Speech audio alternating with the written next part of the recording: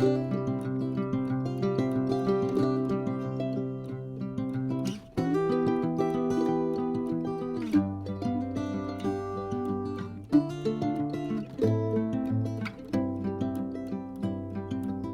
and welcome to episode 52 and Flosstube number 21 of All the Stitches. My name is Colleen and I'm coming to you from the Lakes region of New Hampshire, and today is September 20th, 2025. It has been 7 months since my last video. I want to say confession because I grew up in a Catholic house and I always want to say confession. It kind of is a confession because I do confess to you when I do these videos. I should mention that this is a channel about cross-stitch, quilting, needlepoint, needlework, arts and crafts of all kinds. I've been doing this since about I think I started in 2020 during quarantine days, and I have been very negligent to you, and I'm very sorry for that. I think we'll talk a little bit of life as time goes on, but in the meantime, I may just get right to what I'm going to do today, and that's that I'm going to show you some finished cross-stitch, almost finished cross-stitch, some quilting, it's all finished, and some needlepoint and some felting, needle felting, and we will even talk a little bit about baseball. Not that much, don't run away. If you don't want to hear that, don't run away. This is really a craft video, not a baseball video, but in my life, it's all sort of connected. So I'll tell you a little bit more about that. I think the first thing I'm going to do is drop into the cross-stitch finishes that I have, and we'll wing it from there because I really didn't prepare very well for this. I just suddenly realized, it's been 7 months. What are you waiting for? Anyway, here's some cross-stitch finishes. That's why I'm here. This one is, I'm going to pretend to be a professional today. This one is Fred's Unifying Question.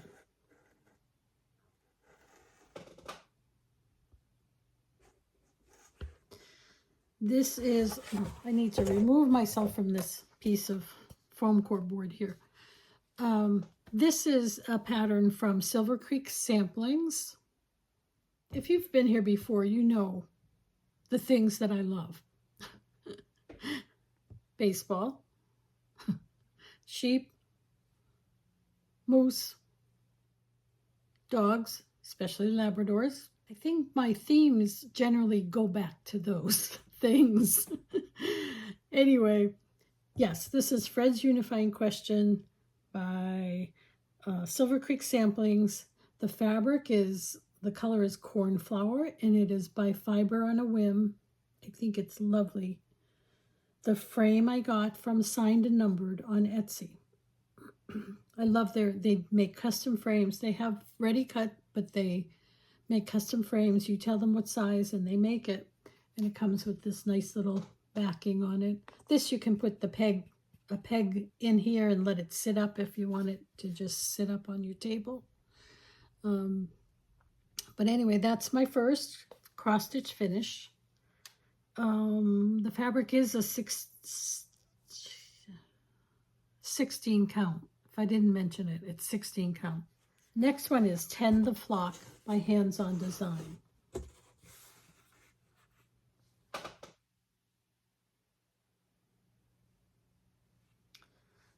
This was a really fun one. It is stitched on 25 count Vintage Country Mocha. A lot of little changes here and little confetti stitches down in the flower garden here, but really very, very joyous project to stitch. And, I was thinking about I don't think that much about what I'm going to say on these videos ahead of time. Maybe you can tell that. But I do think about kind of like, what is my theme? And when I started out this morning, my theme was maybe not the happiest thing, because, all right, let's just throw this in. I have not been making videos because I've not felt them to be important. In the world, the way it is today, I just was feeling like, what am I, who cares? What am I doing? I'm doing my little things and then finding joy in them, but they don't mean anything to anyone right now. And I kind of should have known better, because I remember during quarantine and everything and those really tough days, how I watched so many, maybe some of you, so many people, so many crafters on YouTube, and took such joy in just their company, even though it was on a screen, and the things they were making and the things they had to say. Excuse me. And so I should have known better, but I lost that joy myself, and I actually stopped even watching anyone else's videos like that. I have a lot to catch up on, because I'm feeling like now, yeah, to some extent, I'd like to get back into watching and being part of that community. One thing I want to say about that community is, as wonderful as it can be, the bigger it becomes, and I'm thinking like different segments. Like, I was really into watching knitting videos, knitting channels. Then I was really into watching, quilting channels. I was really into watching needlework channels, and so on. As each of those grow, they, I think, become more narrow. And what I mean by that is, it goes back, I swear we all go back to middle school, right? In some way, in our brains. As these channels grow and these people become well known, they kind of close off and they just stay within themselves. And if you're not part of that, you start feeling outside of that. I think that's not being inclusive. And I don't think anyone means to do that. I just think it naturally happens in this type of situation. And that's what I mean by we go back to middle school days, right? That might be way too much information. But I think that is just a way to say, anyone that's doing these videos, making these videos, or making content, I would say just think about that. Think about that if maybe you go to a stitch retreat or something. And I get you want to be with your friends and you want to hang out with those people that became your good friends. But don't forget that there's all these other people on the other side of the room who actually maybe watch all your videos and maybe, find some joy in it. And, they always say, never meet your heroes because they'll disappoint you. Keep that in mind. That's all I'm saying. I don't know what I'm saying, really. I really don't. Anyway, I do have more cross stitch for you. I know what I'm saying. I just can't express it. Here's another cross stitch finish. It is called Northern Lights.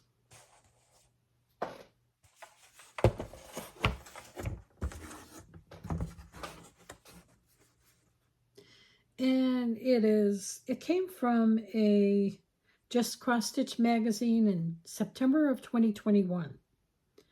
I stitched this on 14 Count Slime by Adventures in Stitching. And as I said, I love moose. And that was a really quick, fun one. All of these frames came from Signed and Numbered on Etsy. Again, love them. They do a great job. I've been doing needlepoint. But not your normal needlepoint. Why would I be normal? I don't know. Here's one I finished. It's not framed yet. You know I make quilts that are related to baseball. I also am now doing needlepoint that relates to baseball. Don't ask me why. I just felt like it. And this one, and now what I do is take a photograph and print it out at 8.5 by 11 and then trace the designs onto needlepoint canvas.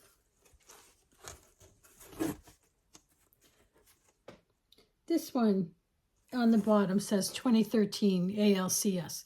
That is the 2013 American League Championship Series. And the short story here is during that series against the Tigers. Where is that clip that I put aside? There it is. I have forgotten how to do these. I'm sorry.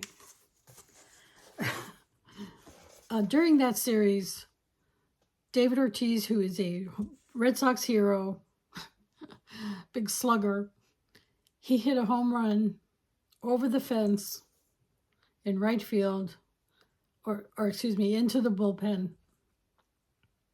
And the Tigers player, Torrey Hunter, flipped over the wall to get the ball. He did not get the ball, and it was a home run. And it was a very important home run. So here's Torrey Hunter, and here's the bullpen policeman, who became very famous in Boston. Very famous for putting his hands up, calling the home run, and celebrating. Meanwhile, Torrey Hunter is upside down in the dugout and actually kind of hit his head. I think he had a minor concussion, or he wasn't, he wasn't well after that for a little bit.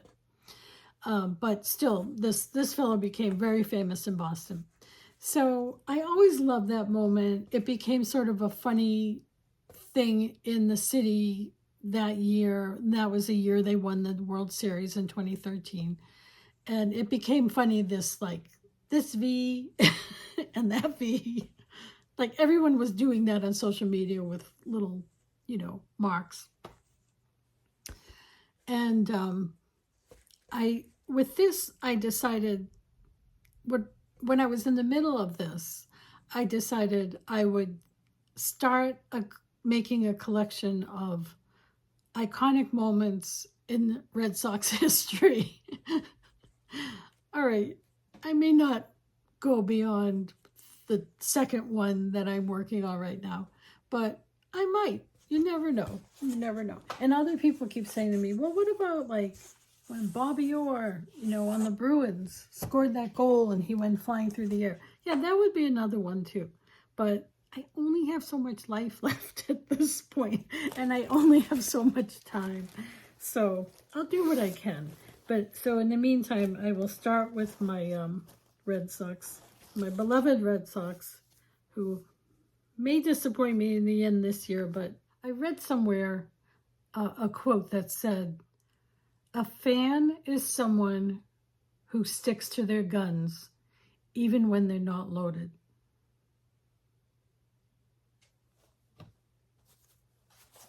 That's true.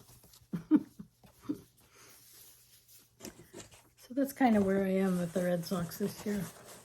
So here's my second needlepoint. Iconic moments in baseball history. Red Sox history. Here is, David Ortiz kind of returns again. He hit the home run in the last one. Now here is another David Ortiz moment. And let me show you, since I'm working on this now. So I printed out the photo, traced the major elements, and I'm just working on stitching them. what I'm finding is very hard to make people out of little square boxes. So I kind of have to give a suggestion of certain things, you know, a suggestion of a shape and that kind of thing. And it's somehow it works. Your eye sees what it should see.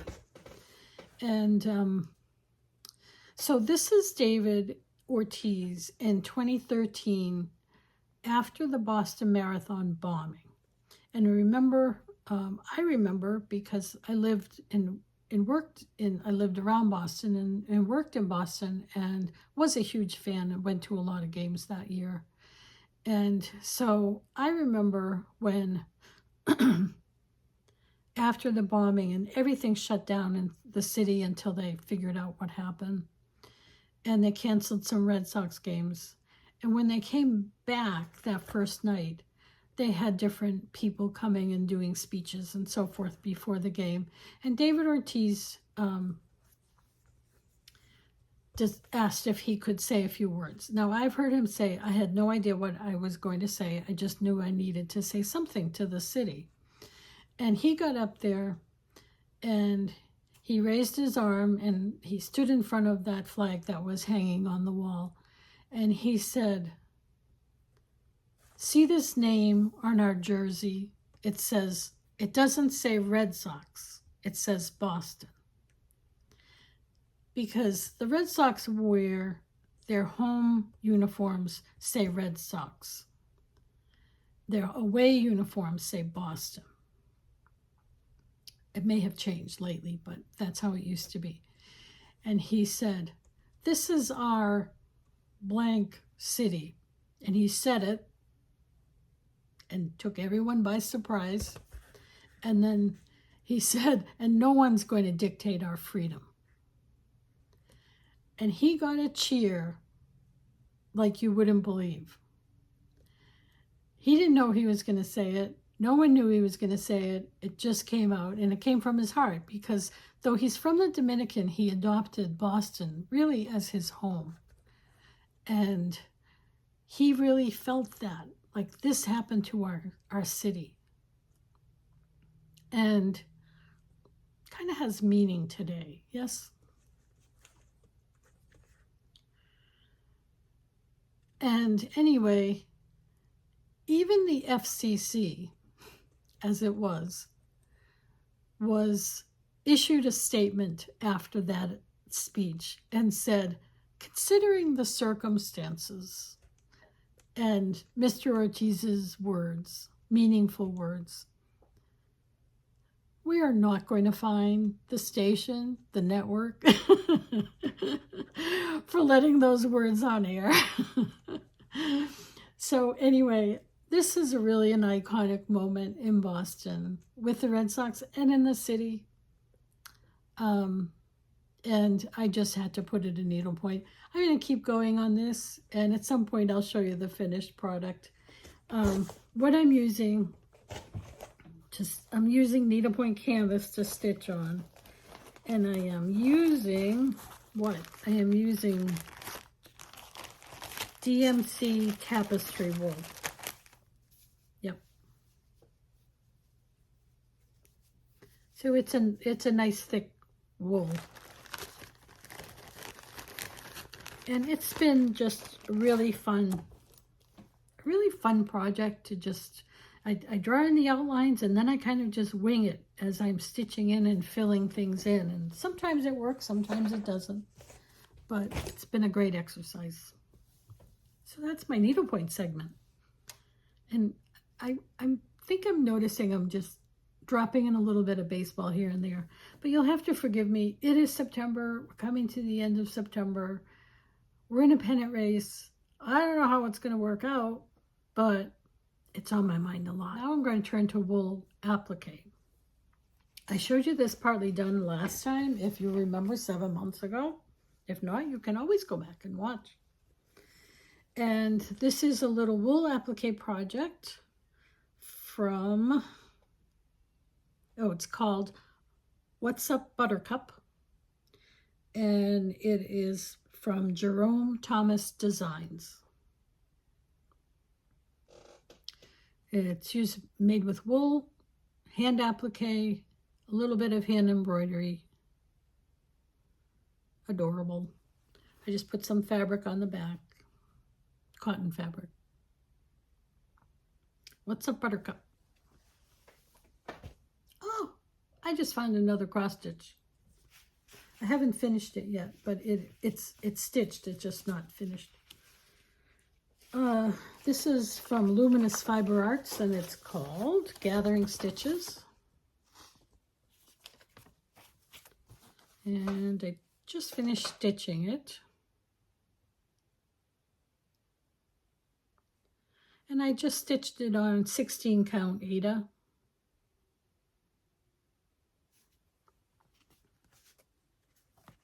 Probably make a little pillow or something. Wool felting. I made this, I don't know why, this funny little pig. How can I hold him so you can see him? You see him? Just a tiny little piglet. Little tail, little face. Again, why? I don't know.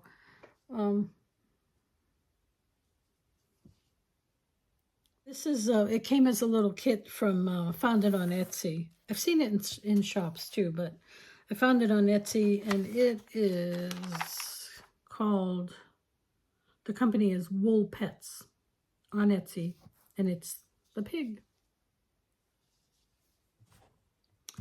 I also finished at last a flat needle felted piece. I took this class, it could be 2 years ago now. There's a woman who designs wool flat felting tapestries.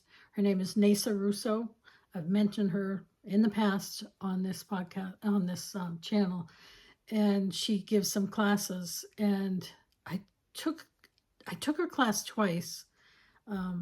Once finished the moose, and now this time I finished the loom. Took me forever to get back to it, but I have to wet felt it so it just locks in all the fibers, and that's the back. And I think I'll probably make pillows, or I don't know, probably pillows out of this. So the thing that I have really been working on a lot is quilting. I've really gotten back involved in quilting. Not that I was ever not involved, but I've gotten really back to spending more time on it. And I want to show you first, because it's hanging behind me, I want to show you my Red Sox signature quilt. And I will put in a still picture so you can really get a look at it.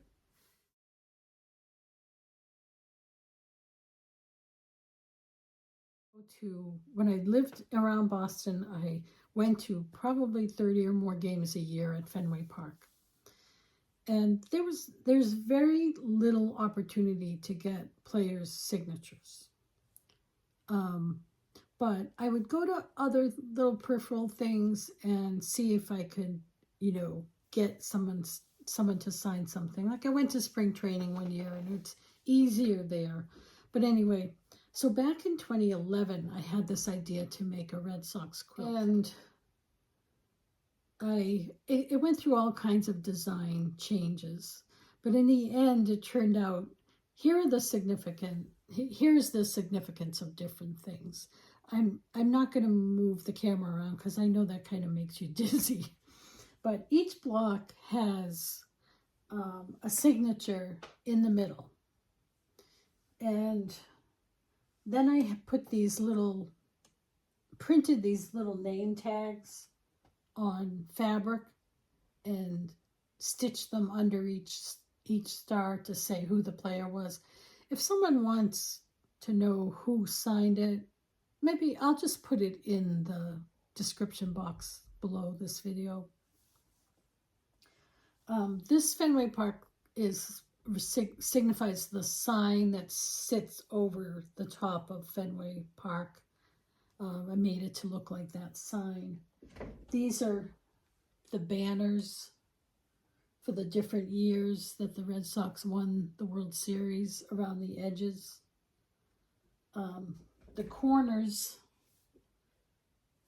are official patches that the organization issues every year. I sewed them into the corners. The whole quilt is machine pieced, hand appliqued, and hand quilted. It's like I say, I started this in 2011, and I hope to collect more and more signatures. And I got to the point once I moved up here to New Hampshire and wasn't going into a lot of baseball things anymore. I just ran out of opportunities to get them. So unfortunately, like, I have a ball here with Chris Sale's name on it. If you know baseball, you know who I'm talking about. And I would love to have had a ball on the other side because I like that balance. And I don't have anyone. Someday I'll figure that out. On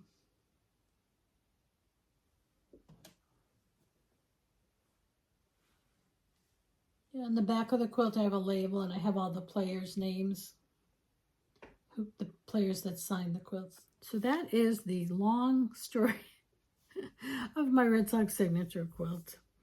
My next quilt, well, I'll show you another Red Sox quilt because it's my latest quilted fabric portrait. And this is of a player by the name of Jerome.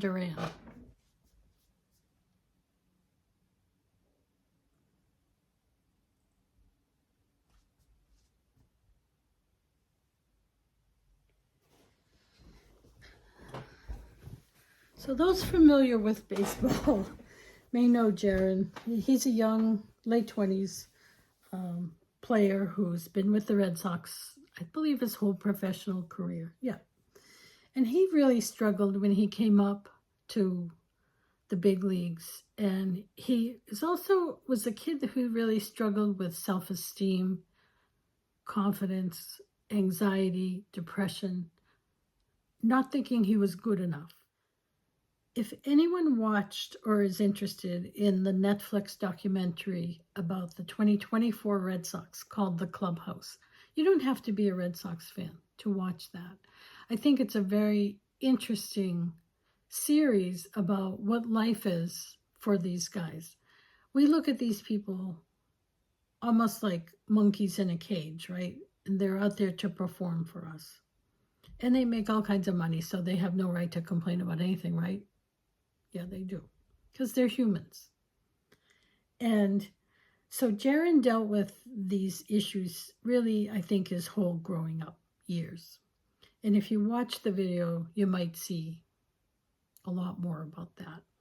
And he talked about a time that he was so bad when he first came up and so lost confidence in himself that he would go home and think about committing suicide. And he, thank God, didn't. I'll let you look up the story on your own. But what he did when he came back from that and got some help is, one, he created a foundation for people that struggle with their mental health. And the other thing is he was outspoken about it on this Netflix special. And he thought about not talking about it, but then he, at the end, decided to. And he felt like, if I can help someone else to see that it's not just you going through this. A lot of people go through this. And so this kid, he's a kid to me. He wraps his wrists before every game and he writes on it, "Still alive." And he writes that because that's what he tells himself, that he went through so much, but he's still alive. And every day he can take that next step and keep going. I think his message is really wonderful, and it's really resonated with a lot of young people. Darren's a guy who very few do this, but he will go out after every game at Fenway, and he goes out to where the players have their cars parked with a couple security guards because people are crazy, and he will sign for people, and he's there every game, every home game, and people know it. People line up. He is there sometimes 2 and 3 hours after a game, signing for people, talking to people, letting people take a selfie with him.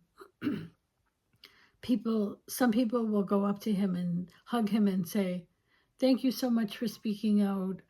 I have had the same problems, and I appreciate what you've done, and you've let me talk about it," and all this. I mean, everybody can make a difference, right? Even some baseball player.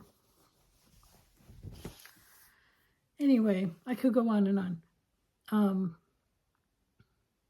My portrait quilts are, if you haven't seen them before, are raw edge applique and machine appliqued and machine quilted.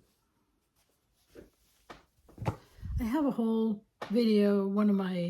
I believe my second video is all about my quilted portraits. And that reminds me, in June, I was able to display all of my portrait quilts at my local library. And it was the most wonderful thing. First, to just see them all in one place. And second, to just get that feedback from people. Like, people said to me, "Oh, I sent my friend so-and-so to go see your quilts because I knew she'd love it." Or, or my husband went in to see your quilts because I talked about them so much. And I thought it just did me a world of good. It really did. If women are so afraid to show the things that they do, not every woman, but I think we just tend to I don't want to show off. I don't want to, ask if I can hang my whatever somewhere because it would be like I'm showing up. No. If you have an opportunity, whether it's needlework, whether it's quilting, whether it's painting or drawing or whatever you do, if you have an opportunity in a place where you can ask them if they will display your stuff, exhibit your stuff, do it. Do it. It made me feel so good. I needed it. And I really suggest people do that. Okay, back to my finishes. I am all over the place today. This is a little quilt I just finished from the Temecula Quilt Company. Forgotten the name. I will put it in the description box below.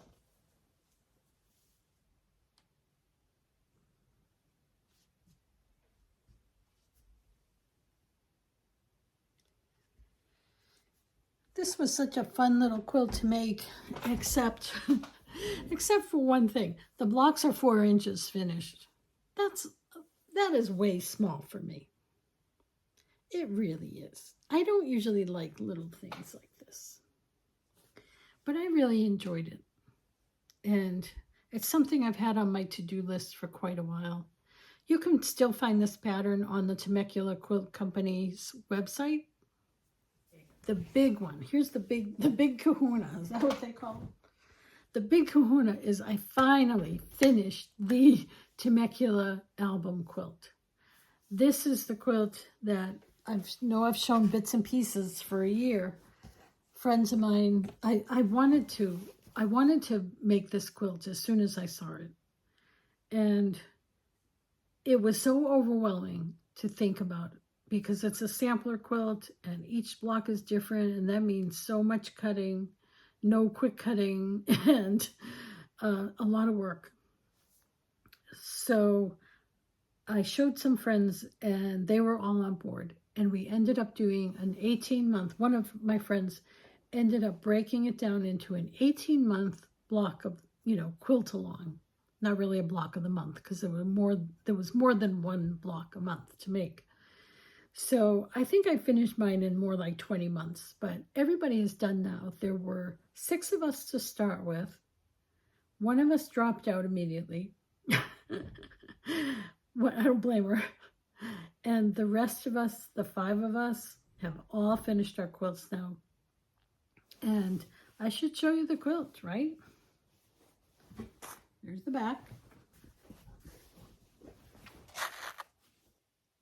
Trying to find the top. Here it is. Obviously you can't see it, but I'm gonna show you a piece of it, and then I'll put a still picture in.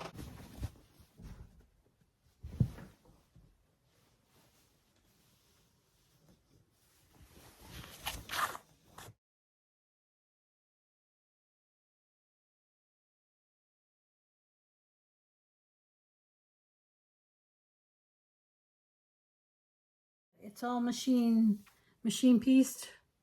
I had it machine quilted, and each of us used different fabrics, different colors, changed some of the blocks. They're all fabulous, and it was just a great way to work on a quilt that I wanted to do, but was a huge amount of work, and to have other people doing the same thing just made it so much easier. And we were able to a couple of times get together and show the pieces that we had finished. We were hoping to get together and show finished quilts, but hasn't happened yet. One of these days, if I get that picture, I will share it with you. If you've been here before, you know that I have a 4-year-old Labrador, Pete.